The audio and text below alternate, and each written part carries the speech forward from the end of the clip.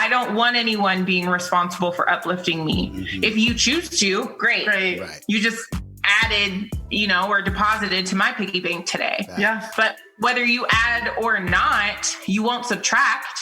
Now, if you had said, do you think black men should uplift black women? Yeah. Absolutely. Okay, my bad. Maybe I'm so used to using the word responsible. Guys, I'm a dad. We say that damn word all the time, responsible.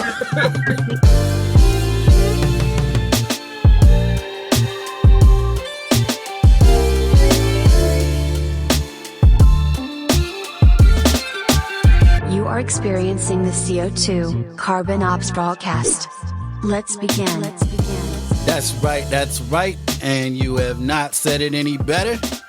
Good morning, good evening, and good afternoon, everybody. Thank you for tuning in. You are rocking with the greatest. This, of course, is the CO2 Carbon Ops Rawcast, and I am your boy, Diggy Jones.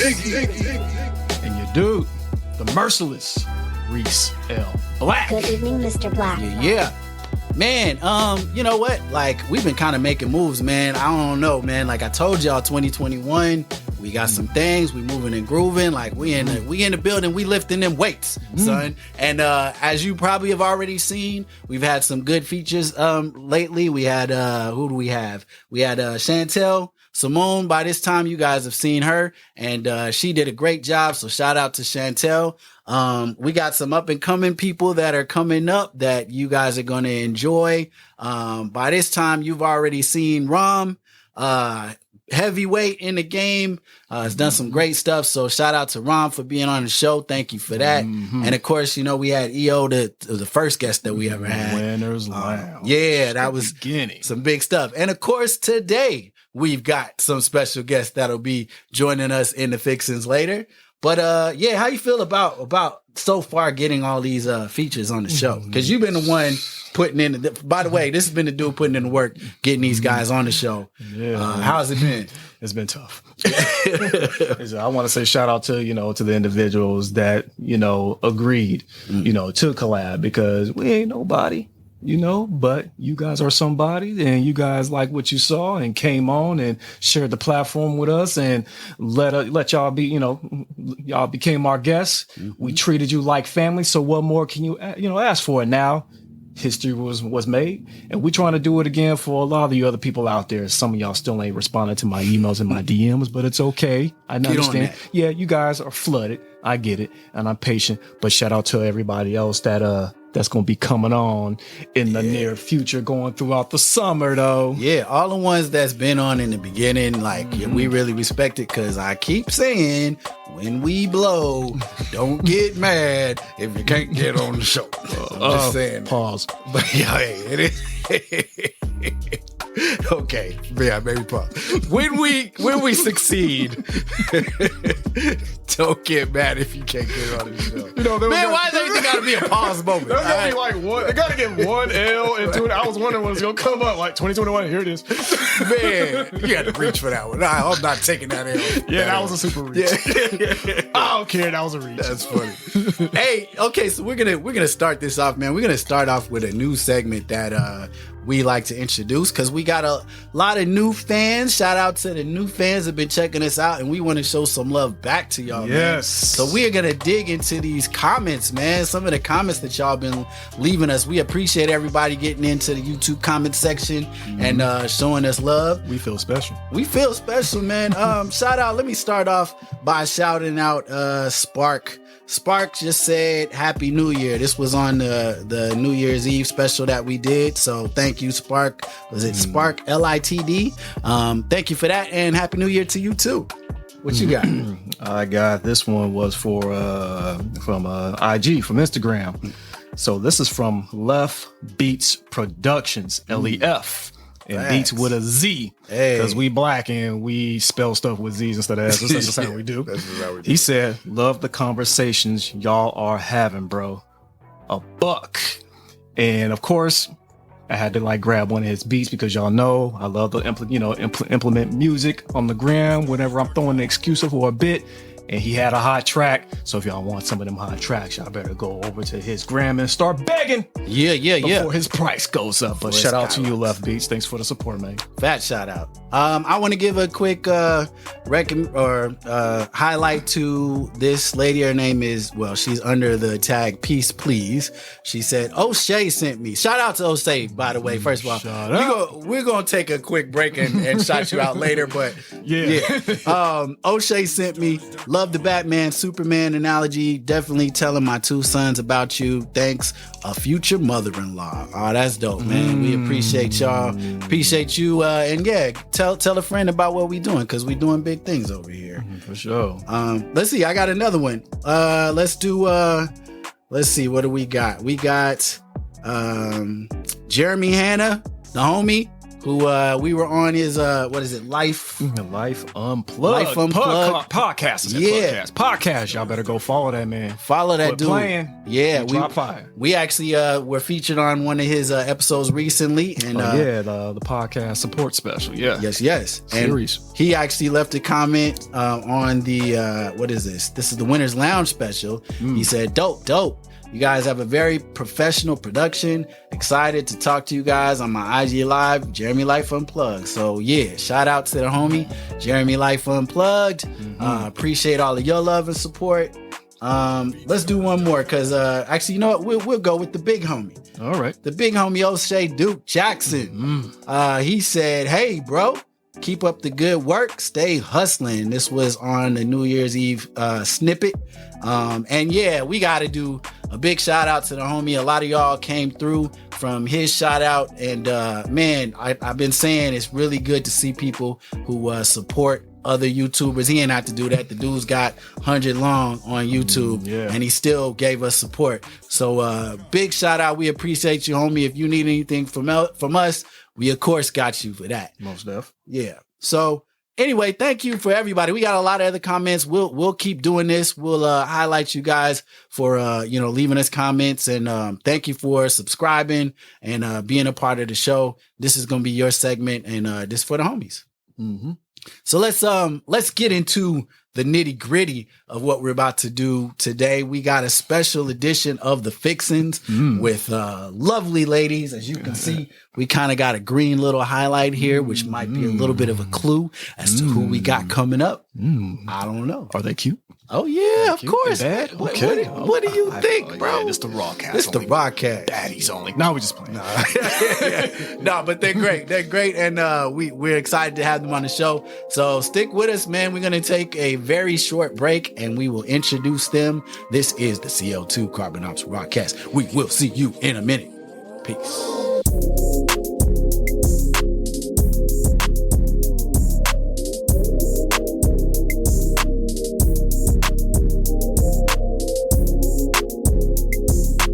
Welcome back. We appreciate you sticking in with us once again. This is the CO2 Carbon Ops Rawcast. And man, I love these days. I love days when we have people on that we really appreciate, that we really feel are inspiring, that are doing great things in Black community and just in social media in general. And man, oh man, we got special guests today. These ladies are basically, we talked about this in a way, it's almost like if we were in an alternate universe, you know what I'm saying? We might be them. You know what I'm saying? They got the style, they got the flair, and yeah, we're really glad to have them on. I'm not going to introduce them just yet because we got to do the quick little drop, but this is our special edition of the Fixins. Greetings and welcome to the CO2's featured edition of the Fixings. With special guests, the ladies of SHEphoria, Courtney and Kristina. Creators of the highly engaging podcast and YouTube channel bearing the SHEphoria name. Let's begin. All right, this is the Fixin'. So, what can I say about this duo? They are, first of all, we got a chance to listen to their podcast and watch their new YouTube channel. And man, I've seen a lot of people in this game, and one thing that I can respect, because we really try to do that too, is to be professional, to have a look that's engaging, to have content that is inspiring, and they've got all of that. Their bundle is fantastic. I want to ask them some questions about who did their design, by the way, but these ladies are doing it big. I want to give a big cheers for our special guests. These are the ladies of SHEphoria. It is Courtney and Kristina. Cheers. Welcome, ladies. Welcome. Hi, everyone. Hey. Good to have you. How are you guys doing? Where are you guys kind of located, by the way? In Vegas. All right. Well, so ladies, we're glad to have you on the show. We wanted to kind of talk to you guys about one of your first podcast episodes. You brought a topic that I thought was really interesting, which was about body shaming. And I believe it was Kristina, correct? You kind of started with the situation that kind of happened with you that made you want to bring up that topic. Maybe for our listeners, could you kind of just a little bit recap as to what actually happened to get you into that situation? Yeah, so it actually was that I got into a disagreement with a friend. I don't even think I went this far into detail. Yeah, you didn't. On the old one, but whatever. Carbon Ops Rawcast bars exclusive. Yeah. Bring it. Cut the board. I got into a disagreement with a friend, which ended in some like deep-seated words of body shaming. Name calling around like body image. And I mean, after I, got over the initial shock of like this person who I consider to be a close friend of mine, like doing this to me. After I got over that initial shock and process, I actually was able to look a little further at like the content of what she was saying to me. And so, obviously it was like name calling, all related to like my body image, the way I looked, my weight. And it just made me dive into like body shaming, body image. And I really just started to try and put some like context behind like why I cared or why any of her comments impacted me in any way. And there just is a lot of information out there around society and what they say or think women should look like. And I think, as women of color, like we're dealing with a little more in some areas than what European society or culture would describe as the ideal or perfect weight or woman or whatever you have. Yeah. So anyway, that is what sparked that episode. I was feeling very hurt in the moment, but I also wanted to use it as a learning opportunity for myself and a sharing opportunity for others. That's awesome. I got a question because this is, that was the very first episode that I listened to, and the reason why I reached out to you guys, to collaborate on this topic. Now, what's interesting is we now have individuals who are getting shamed for losing weight. Lizzo, Jasmine Sullivan, Monique, Missy Elliott. Why? So now that you're health is at stake. We know that's a reason why a lot of these individuals even dropped weight, but when you end up, let's just say, ballooning to a certain weight, you can still hang in there and still, do things, you can still be attractive.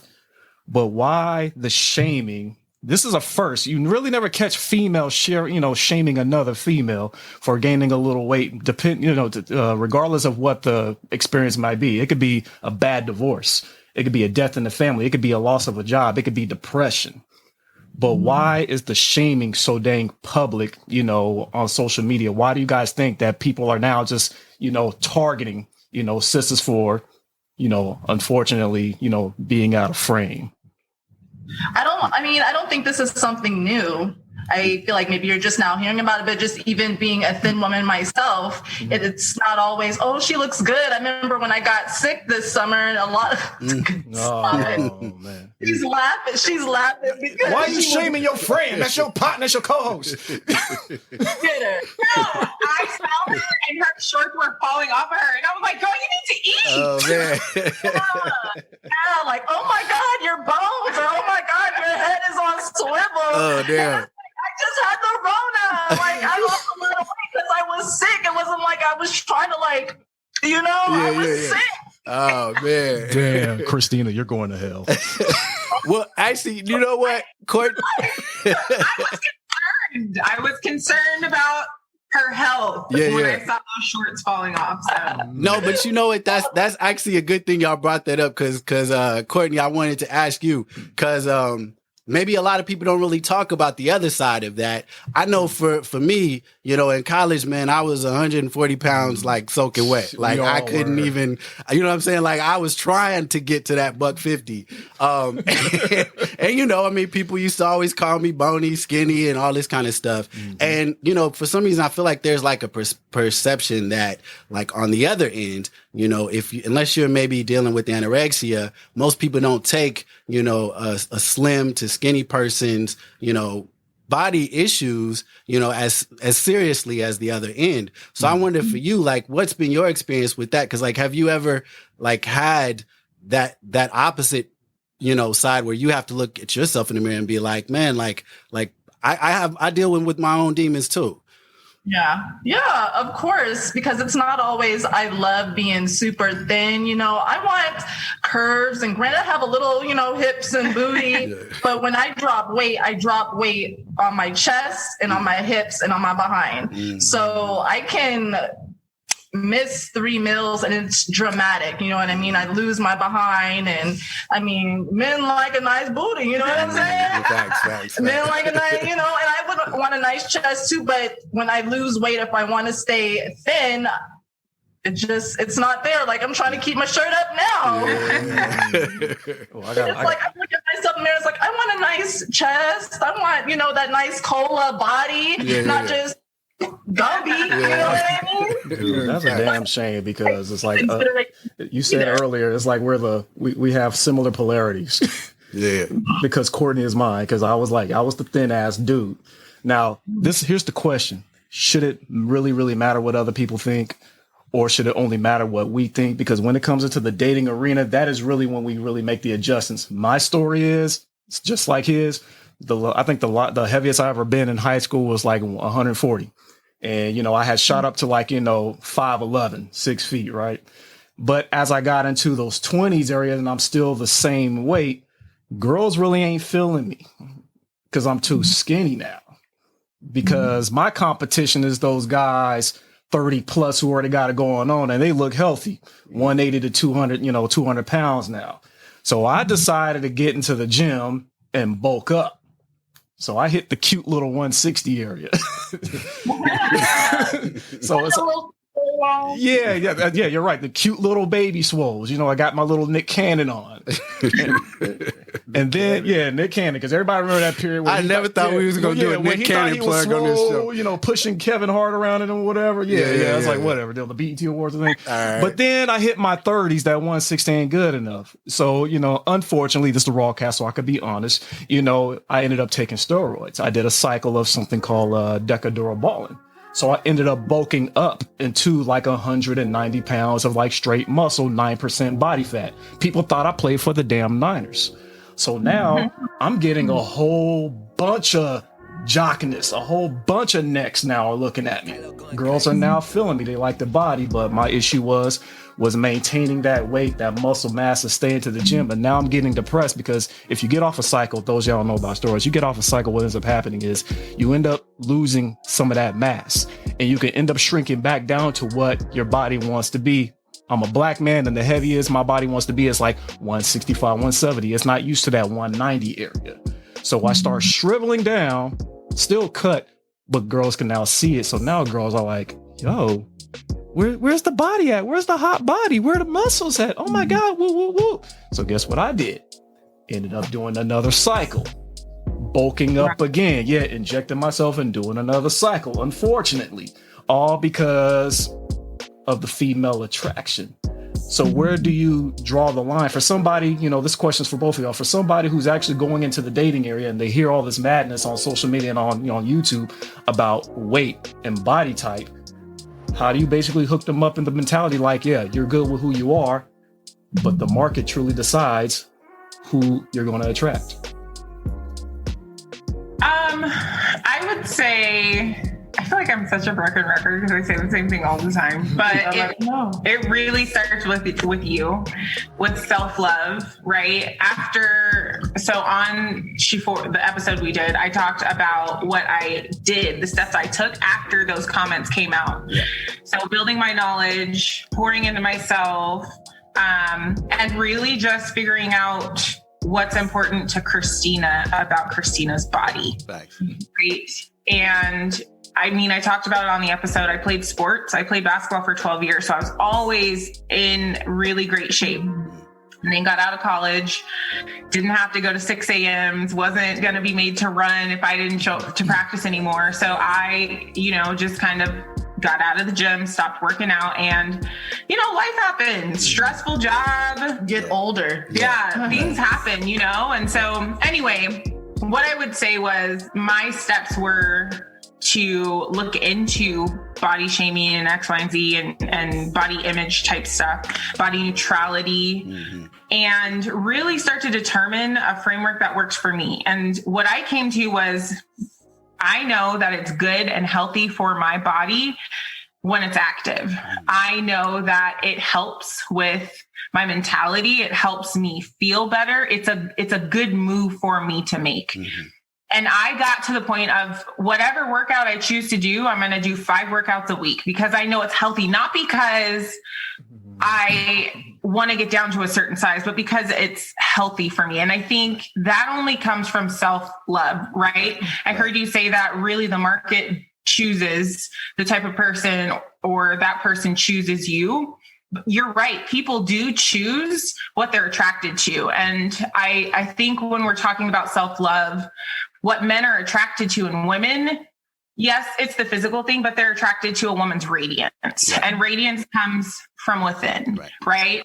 I can be a 300-pound woman and have all the courage and confidence in the world, right? Because I've done that self-work and my radiance is popping. Thanks. That is what is attractive to a man. And, yes, there will be men that are not attracted to a 300-pound woman, but 300 is a lot. That's heavy. I mean, I'm just saying. Yeah, could find something they liked about her personality, her drive, her whatever it may be, because she had done the internal work. And so that would be my answer, is the way that you get over that or combat that, or don't even worry about that kind of stuff, is working on yourself so much that it doesn't matter what man is not looking my way. I feel good about who I am, and I feel good about what I'm eating and doing for physical activity. So that's my answer. Yeah. Come on. Bars. I mean, yeah, because I honestly, you couldn't say any better. I think we talk about this on the show a lot. The main thing is, building yourself, right? You know what I'm saying? Your self-worth, your self-value, all of that, the inner, our looks are going to fade when we turn, 80 and old and gray. We're all going to get wrinkled and shriveled up, but it's really the vibe inside that's attractive. And I think a lot of even, I know some females might think that guys, all we think about is, the ass and the looks and all that stuff. We do, unfortunately. But that's how you start. That's your first impression, right? Yeah. But that's not how you keep a guy. A guy is attracted to that inner self. When you feel, and I'm this, and y'all gonna like this because I'm, you know what I mean? That vibe where it's damn, she know who she is. That's the stuff that makes us intrigued. It makes us want to wife up somebody, right? Because there's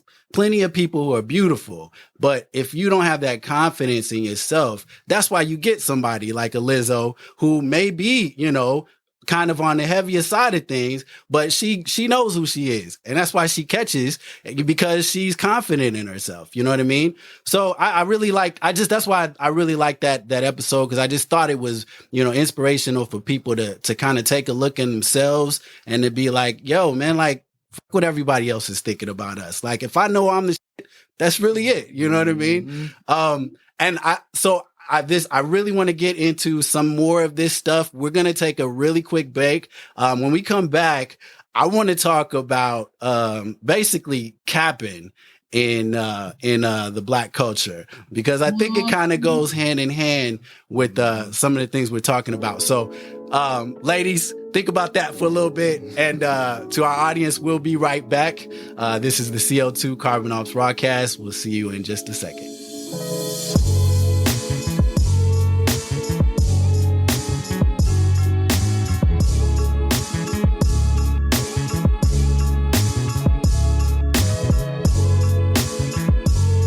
All right.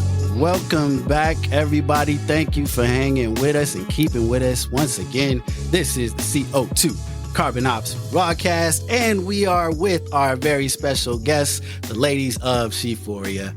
Ladies, when we left off, we were into a pretty good conversation about body shaming, and I kind of wanted to spin it a little bit and kind of talk about issue that I see a lot in Black culture, almost specifically, which is capping. You know, like when we grew up, you know, it was almost the thing to just, you know, kind of, if you know, in junior high school or whatever, you see somebody and they got the wrong shoes on, or their hair is all out of whack or whatever, like you make some sort of joke, everybody laughs.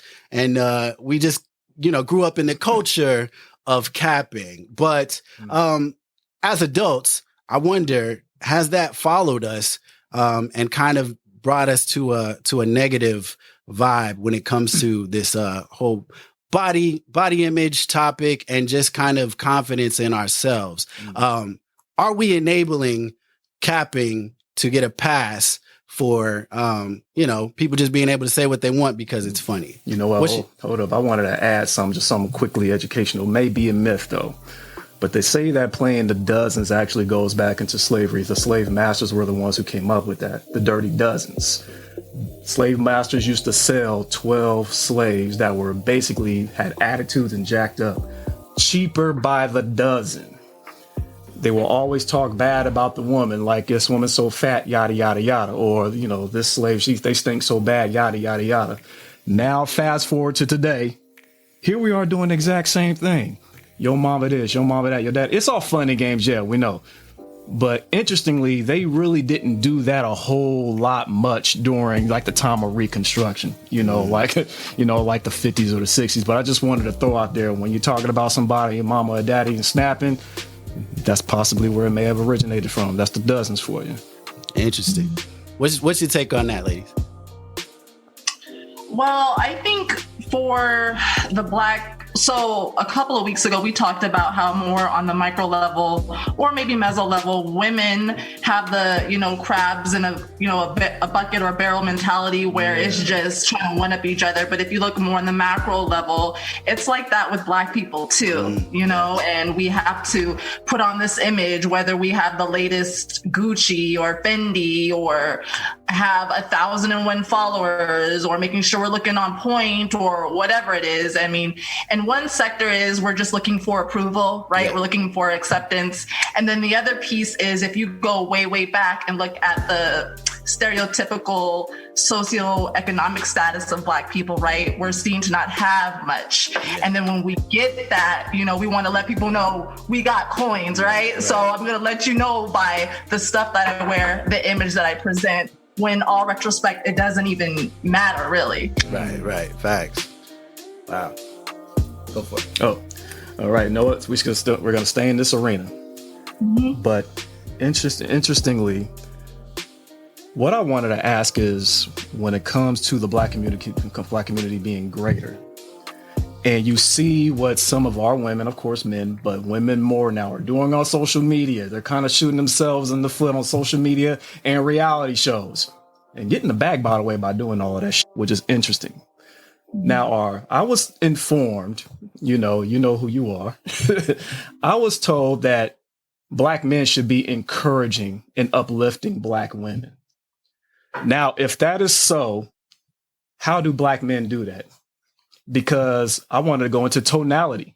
I'm sure you guys were aware of the viral video of what happened in the restaurant when homegirl was twerking and then the Black owner came out and checked it. Mm-hmm. And then we have a certain YouTuber that have blown up with the high value man and also average at best. but he's just being, he's just giving, honest criticism that she asked for, but people feel like he was rude about it.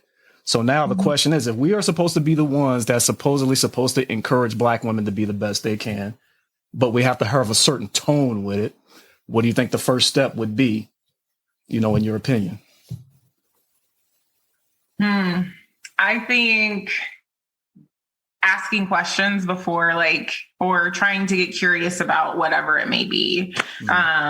If there's something that you feel like is less than honorable or appropriate that a Black woman is doing. But I think just getting curious about our experiences,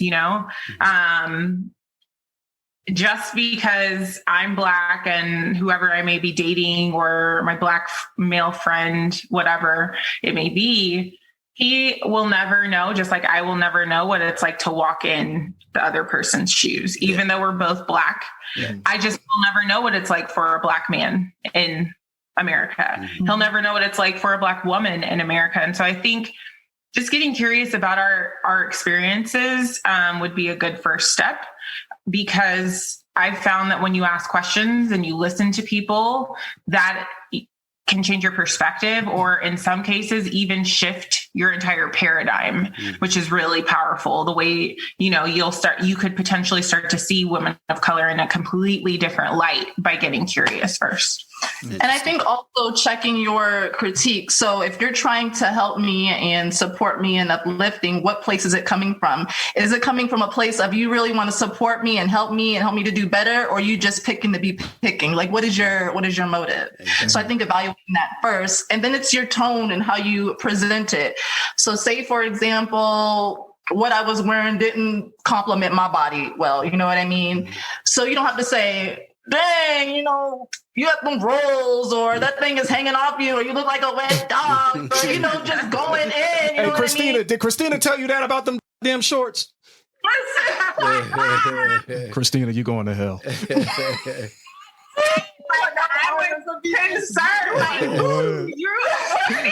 I'm sorry. Courtney ain't letting that go. She rebukes you. I'm sorry. That's all you present it. So instead of attacking, you know what I mean, which I think some people do, you could pull me to the side and be like, you know what, you have really nice legs. Maybe that doesn't, compliment it well. I love when you wear X, Y, and Z because it makes your legs look long, not like, like there's a way to present it. I'm with that.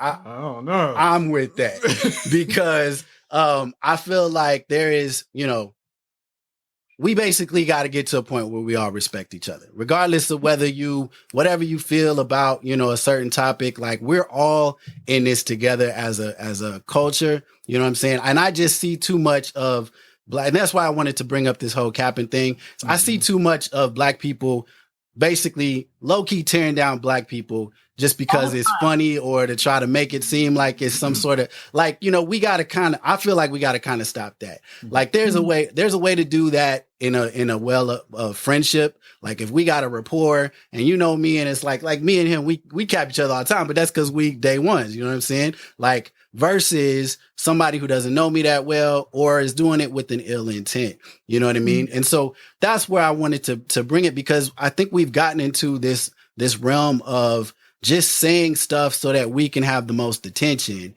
But really, if we care about each other as a culture, we should be trying to uplift each other, male or female, right? So what is your take? You kind of delved into that we basically need to, have our own inner, worth, our own evaluation of our inner worth. But when it comes to social media and the way they portray us, portray women, and kind of the bar that's set to where it's like you've got to look a certain way in order to gain views and act a certain way. How can we breach that? How can we get to a point where it's more about, uplifting each other and getting on a higher path than just what we look like and, what we're wearing? Yeah, we're competing basically. I think one great way is what we're doing right now. Yeah. Having a podcast, having a platform to be able to share those ideas with everyone who is able to listen to us. You know, I think it's one thing to know that things should change or believe that things should change, but it's actually the call to action, the steps that you're taking to eliminate capping or, you know, joking around in ways that are, you know, meant as jokes and meant to be funny, but actually do cause harm, whether intended or unintended. And so I think this is a great first step or way to bridge that. Using your platforms and having these conversations that don't get talked about, that we need to talk about, and supporting one another, and not only just having the conversations, but really being about it. You know, on our Instagram page, when we did the body shaming episode, we followed up with a post, and she actually took a picture in her sports bra, no makeup, just being very authentic. You know what I mean? Me getting camera and filming, and my forehead. I mean, I'm sure you guys heard one of the episodes. My forehead and the earrings, and the, you know, and the shape has been a thing for me for years. And so the first time I'm getting on camera with, you know, the 6 to the back and this forehead out, you're gonna get into this mug, okay? I'm compelled to show my forehead. So hey, I got a little hook head in the back too. It was just kind of the way it is. It don't matter. I'm still flat up. But you know, I'm with that because it's like we gotta embrace our flaws, right? Like, I mean, it's fine for us to like I said, if it's all in a intent of love, like, yeah, you could cap on your friend, you could talk like that, but we've got to embrace who we are and get to a point where we're uplifting each other, even if it is, hey, big head. It's like, you know, but that's my man's though. Like, you know what I'm saying? I'm not trying to, like, you know, call you out in front of somebody. And I think that's the line, you know, in my mind. I feel like we've got to define that line so that we know, you know, we don't get into the habit of breaking down our own people. Yo, I'm glad you brought that up. Big head. Because apparently that's the text message people throw out when they looking to like hook up with somebody they ain't seen in a good minute. Let's talk about the double entendre. Bitch. On you guys' end, bitch is a term of endearment. But if I was to say bitch please. No. Oh, not for y'all? Oh, okay. Because, man, if anybody has watched the show Girlfriends, they say the word bitch like that means homie. Yeah, I know. No, we speak life into each other. That will never come out of my mouth. Like when I text her, I'm like, hey, gorgeous. Yeah. You know, we're constantly pouring into each other. No, we don't. Oh, man. Yeah. I remember someone that I was like getting close to, and I really liked her. We were becoming fast friends. And she would refer, I had heard her do it to other people, so I just knew it was her thing, and it was a term of endearment, but bitch. And I knew in the back of my mind that day would come where she called me it, and I had to let her know, right? And she was fine with it, you know, but I did have to say to her, you know, I know that that's a term of endearment for you, but I don't respond to that. And who said that was a term? Like, where did you learn that? Yeah, I don't think I'm only saying it's a term of endearment because that's what people like to say. Like, why? Who told you that was a term of endearment? Why? Well, you know what? I feel like maybe it's gotten to a point where, because, you know, as Black people, we always like to flip stuff, right? So, like, but it's real. No, that's church. It's because even like with the N-word, right? Yeah. Like, that was supposed to be something to, you know, be destructive to us. And we took it and we flipped it into something that's almost like a term of endearment, even though I hate the word. But, you know, it's kind of like, you gotta know people, right? So, like, with y'all, like, of course, like, we don't know you like that. I'm not gonna say a word that I don't know, you know, how you would relate to it. You know what I mean? But like, you know, that's what I'm saying. Like, people need to have a forum where we talk about these things. Because if you don't know somebody, why would you just be like, oh, hey, this, and not have any idea of how they're gonna associate it, what their past is, what they've been through, that sort of thing. Absolutely. Why choose that word when there's 50 other things that I can say to greet you, or 50 other things? I'd be like, girl, child. Yeah. You know exactly. Well, my opinion, this is why those words get ownership, because this is just my opinion. Some women just like to feel like they own this, that they're dominant in this, like the slut walk. Not the queen walk, not the health walk, not the smart walk, not the genius walk, but the slut walk. Not the love walk, but the slut walk. So we're going to take this word and we want you to own it.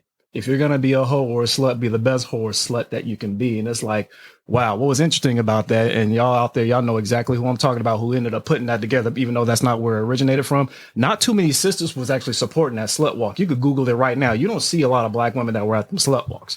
You don't. Mm-hmm. But the question is, why wasn't there so much outrage, you know, to like disable that? It almost as if like it just coasted along and that was that. It's the norm. How come there doesn't seem like it'd be like a bunch of women out there who got like that dope energy to be like, no, cancel this right now? Mm-hmm. I think there was, from what I remember, I think there was a little bit of pushback, but then when was it Amber Rose? Was that the girl who did it? Yeah, we tried not to say her name, but just the wrong Amber Rose. And we don't care. Y'all know who it was. Yeah. The way she was presenting herself, and I understand what she was trying to do, but she kind of had this lackadaisical attitude of she didn't care, she wasn't willing to listen, and she was just firing off on people. And the way she was talking, it was as if she wasn't trying to understand where we were coming from. So people were just like, all right, girl, gone. You know what I mean? Mm-hmm. We're not there supporting you, so do what you want to do, child. Mm. If you don't care, we don't care. Interesting.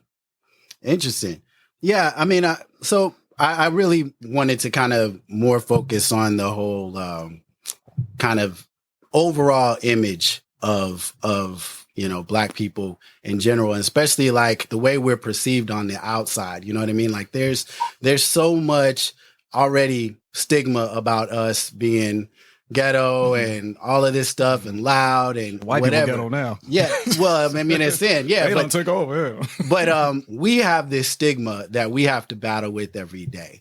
And so us having to deal with that and then also projecting that amongst each other, I think can only be a way of, you know, not being able to build anything. You know what I mean? And so that's why I wanted to talk to you guys about that, because, you know, you guys are about positivity and uplifting each other. And I just see that as becoming a pattern to where it's like, we're not really helping each other get to that next level. And they're watching us and they can see that, you know, well, if we don't uplift each other, like, why do they need to, you know, see us at a certain level, at a certain bar? What's your feeling on that? I agree. We don't, and I can't figure out why there's so much competition, but there's just no supporting one another and just doing even just the bare minimum. Mm-hmm. And I noticed even with our podcast and expanding to YouTube, we got more support from people who weren't even black. Facts. And it was weird because we talk about supporting Black women and pushing Black creators and pushing Black owned businesses, but you can't share our stuff. You can't like it. I mean, it doesn't make sense, but you'll share and you'll like people that don't even look like you. Like, hello, that doesn't make sense, you know? And so we take our own selves down. Meanwhile, people are looking at us and they're like, well, why are we going to take them serious or support them? They don't even support each other. Yeah. I think even that, again, goes the way that we treat each other in the Black community is a symbol of how we view ourselves, right? So you were talking about what we project onto others within our community. And, you know, I think it's safe to say, I don't have any statistics or anything, but in the Black community, like, we have been taught to hate ourselves in this society and to think that we are not enough, right? By the European standard, by the white standard, that we are less than. And so if we've not begun to try to heal that trauma or unpack that baggage, how can we be in a place to uplift others, right? And so again, I think even just having the podcast and wanting to be out or set out on a mission to inspire and uplift others, we got to that place, right? Like, by our desires that we had within ourselves to do something for our community, for ourselves, that we loved and enjoyed. And so I think that only came through us talking and growing as women and determining that this was something we wanted to do. Right. And so that is a piece of the self-work that led us both to the place of, you know what, I want to take this and share it with the world. And so I think we just, as Black people, have to unpack our own trauma, the trauma that's been imposed on us by white people in the country that we live in, so that we can love and project love and support and joy and right, all of those things onto the other Black people in our community. Doing that self-work, understanding what your purpose, and if you don't share stuff, okay. But the reason we're doing the podcast, the reason why we're producing content is because we're taking conversations that we've had alone and sharing with others, because it might be able to help someone else. So if one person takes something from it, that's great. If nobody does, we did from our conversation. So that's the whole purpose. So that's why it doesn't matter if you don't want to like it, that's okay. Yeah. But we enjoy doing it. It was therapeutic for us. Yeah. And we're going to keep going. Yeah. So. And real quick, before I let you go, I that's why I wanted to give you guys a quick little shout out, because part of the reason why we really, like your show is because of that, your professionalism. You guys, I mean, like I said, a lot of people shun Black people for our lack of professionalism for whatever reason, but we know how to do this too.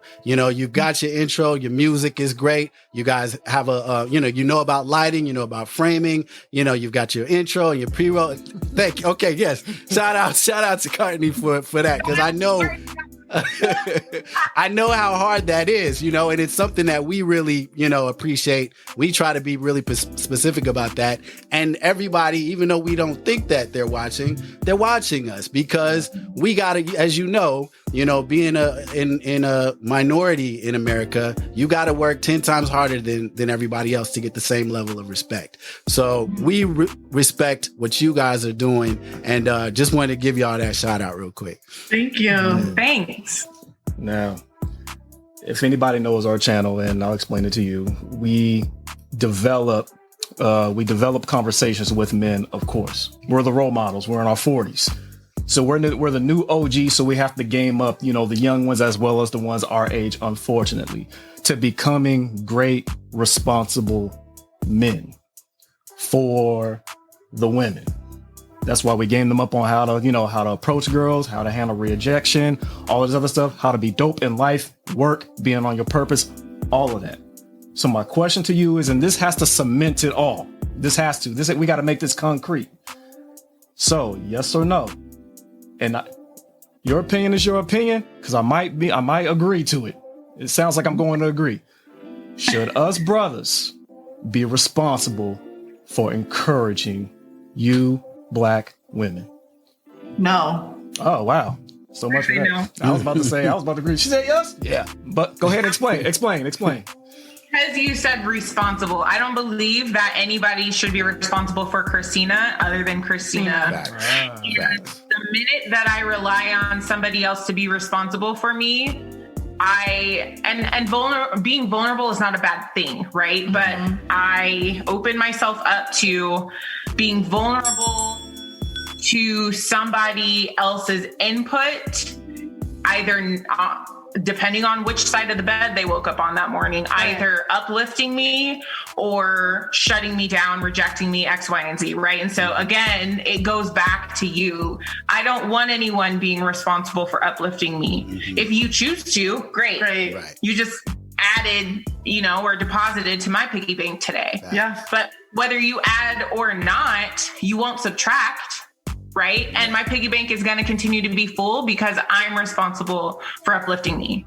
Now, if you had said, do you think Black men should uplift Black women? Yeah, absolutely. Okay, my bad. Maybe I'm so used to using the word responsible. I'm a dad.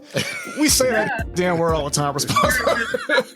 Power in words. And you see even little petty fights. So for all the men that are watching, sometimes those little fires, the little petty fights happen over things that say minute over wording. So you said, I didn't even mean it like that, right? You said responsible. We're like, no. My bad. No, okay, so we should, okay. No, you said it right. I like that you said it that way. Yes, because DJ actually agrees with me. The reason why I say that is because it brought the right response. No, you're right. I don't think men are responsible for doing that, because we all should have, our own self-worth and our own gauge as to what, our values are. Okay. But I get their point.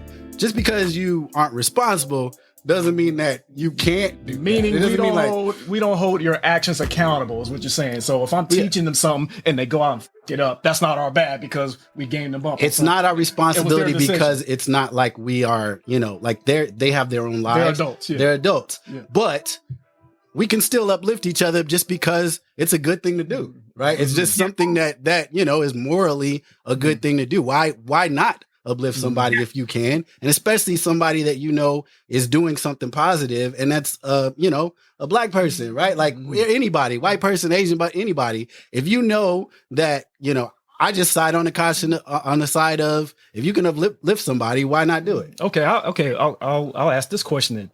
Should we? I don't even want to say she got me f***ed up with the whole semantics thing. Hold up. No, but it's good. It's good. Now we good. Okay. If we encourage black women, what should we encourage them to do? It all depends on what it is. So if you want to encourage and support, maybe helping me produce. So say you wanted to encourage and support us on our podcast, right? So encourage and support can come through a DM of, I watched your video. It was great. You guys are doing well. It can even come from, you guys did great. Next time, maybe just adjust your lighting by doing X, Y, and Z. Best Buy has, that's support right there, and we're mature enough to accept that. So that's support too. Yeah, we got that. That's easy. I guess I should have mentioned like socially, like, let's just say, you were running your mouth in public. It was embarrassing. And I'd be like, babe, calm down. You wilding out. It's not necessary. And then you wild out anyway.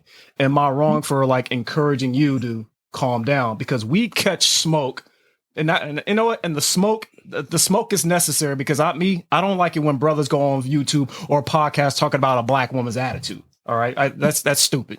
But if I notice that something is going out of pocket and I'm bringing you to your attention, which means I'm encouraging you to like make a rational reaction, should we continue to do that or try to do that? Or is that something you want to handle on your own?